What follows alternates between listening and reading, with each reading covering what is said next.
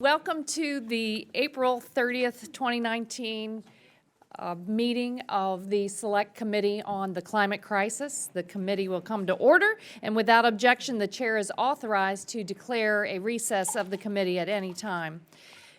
Today, we will set the table for the Select Committee's work on the biggest challenge before us, how to decarbonize the economy in accordance with climate science, while creating family-sustaining jobs and building a more equitable society. For the benefit of the witnesses, I want to note that members will be coming in and out of the hearing. Mr. Lujan is with the speaker, meeting with the president about infrastructure, and several members are chairing or trying to fit in multiple hearings. I'll recognize myself for 5 minutes for an opening statement. This is the first of many Select Committee hearings that is focused on solutions to the climate crisis. The need for solutions is increasingly urgent. The first major warning Congress received about the impending climate crisis was in 1988, but the Congress didn't act then. And today, we know that oil companies' own scientists warned them about climate change too. But instead of action, executives chose to tell Congress and the American people to ignore the scientists, and that we could afford to wait. Well, now the climate science is too unequivocal to deny. What is clear from the science and what diverse voices, including many young people across America, are telling us every day is that they tell us that if Congress continues to delay, we lose.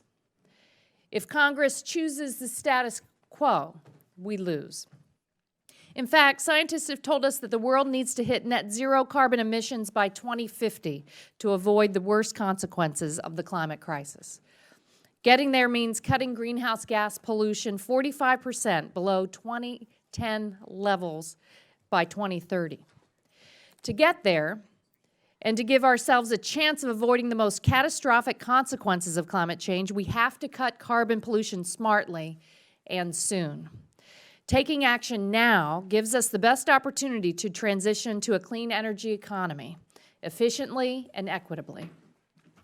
We still have time to solve the climate crisis because we've made some good choices. Raising fuel economy standards, supporting wind and solar jobs, and investing in research and development, that's coming to fruition now. America chose to lead the world in the Paris Climate Agreement, an agreement vital to the clean energy jobs and innovations underway in America right now. But every time Congress and the administration choose delay, American families and businesses are asked to pay a higher price, whether it's through climate catastrophes, extreme heat, dirtier air, or higher electric bills.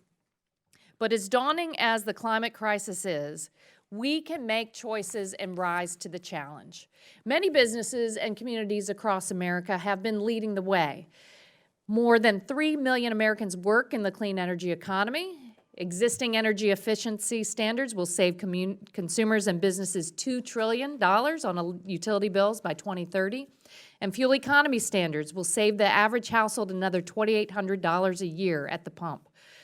Still, there is no substitute for bold federal policy initiatives that meet the scale of the challenge we face. When we choose clear policies with clear goals, businesses innovate. They reduce cost. They put clean technology to work. Our witnesses today will help us examine and prioritize our policy choices. We're going to look at infrastructure, at deploying more wind and solar, at electrifying home heating and transportation, at cutting the most powerful climate pollutants, and more. We're also going to look at funding research and development and establishing public-private partnerships that move technology from the lab to the market. We're going to look at capturing and storing carbon and pulling it out of the atmosphere. But we have to be clear, technological breakthroughs are not guaranteed. Choosing to invest in innovation doesn't give us an excuse to choose the status quo elsewhere. At the end of the day, technology is just a tool. It's people who will solve the climate crisis. The clean energy economy employs millions of people, and we can choose policies that will make those jobs family-sustaining jobs.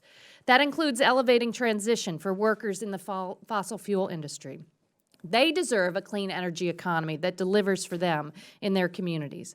We need good and patriotic policies for them too, and we need climate solutions that work. We have to pursue many options to meet our goals by 2030 and 2050.